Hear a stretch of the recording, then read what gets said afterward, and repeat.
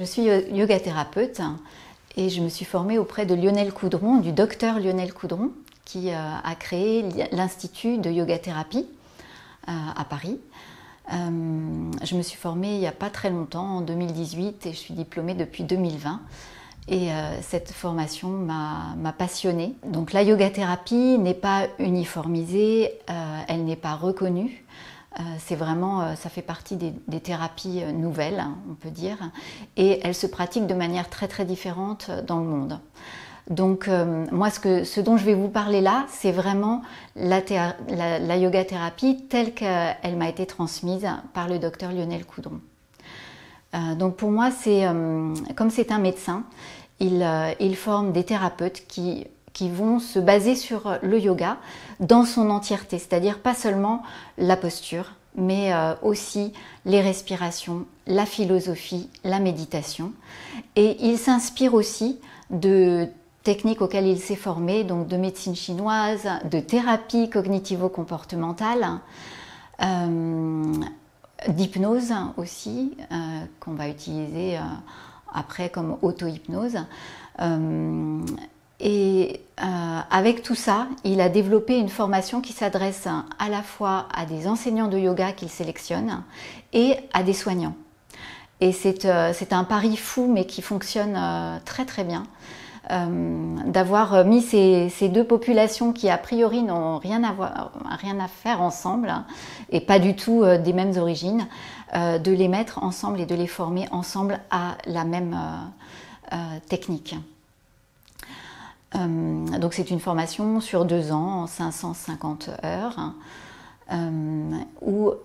qui va permettre aux thérapeutes d'accompagner des patients si c'est un médecin qui s'est formé ou un élève, c'est-à-dire que moi je vais parler de mes élèves de yoga thérapie. Et ce qu'il a réussi d'extraordinaire, c'est dans l'entretien de yoga thérapie, de faire rentrer l'imbrication entre le corps et le mental, dont on sait aujourd'hui que c'est comme ça qu'on fonctionne. C'est-à-dire, on ne peut pas séparer le corps du mental. Or, toute notre médecine classique, toute notre société fonctionne comme ça, tous les soins fonctionnent comme ça. Si on a un problème au corps, on va voir un médecin qui va soigner les problèmes du corps. Et quand on a un problème au mental, on va aller voir un psy, un psychiatre, etc. Le yoga thérapeute, c'est holistique, donc c'est pas la seule technique holistique, mais c'est holistique et il va prendre en compte vraiment la personne dans son entier. Et en fait, il va travailler dans l'entretien à partir du corps et des sensations dans le corps, et à partir de là, il va arriver aux émotions et aux pensées qui sont associées à ces sensations. Et donc, il y a des choses qui ressortent du passé de la personne ou de sa situation actuelle et qui vont éclairer les causes en fait profondes de ces problèmes somatiques. Et du coup, ensuite, on va proposer des exercices, du postural ou de la méditation ou tout ce qu'on a ce dont j'ai parlé tout à l'heure. Et on revient au corps pour voir ce qui a changé dans les sensations. Et quand quelque chose a changé dans les sensations dans le corps, ça change aussi les pensées et les émotions. Et c'est comme ça, dans ces allers-retours entre le corps, les émotions, les pensées, qu'on va avancer. Et que petit à petit, on va soulager la personne. Donc c'est une thérapie qui peut être suivie en soi toute seule, ou qui peut être un accompagnement ou un complément d'un suivi médical classique.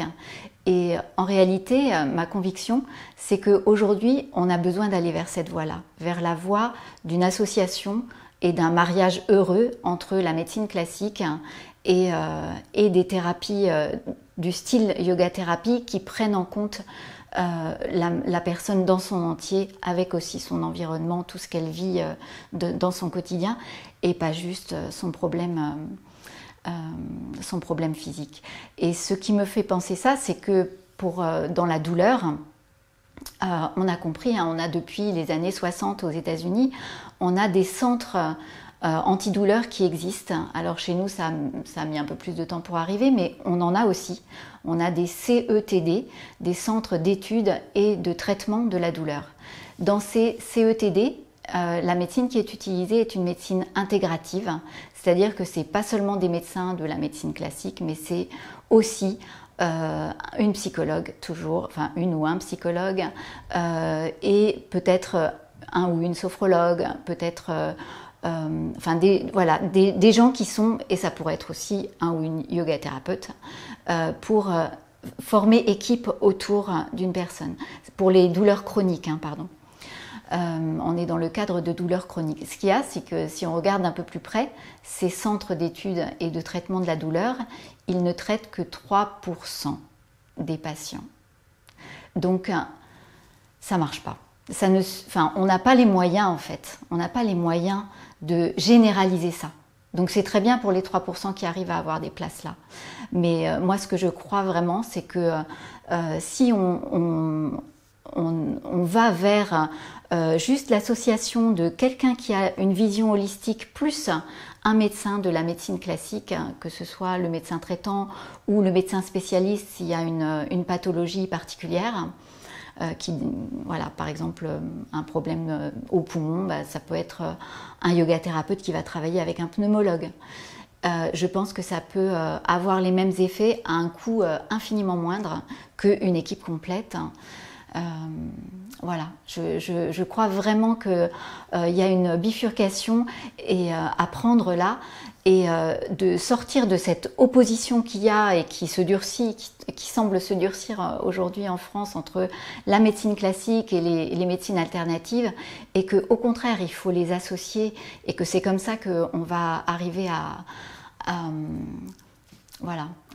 évoluer dans un sens qui est bon pour tout le monde.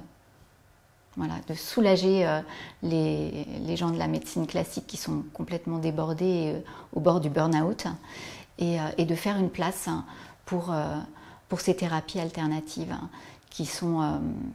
alors, sans doute, il faut faire un tri, il va falloir les professionnaliser, les uniformiser, les encadrer, sans doute beaucoup plus qu'elles ne le sont actuellement.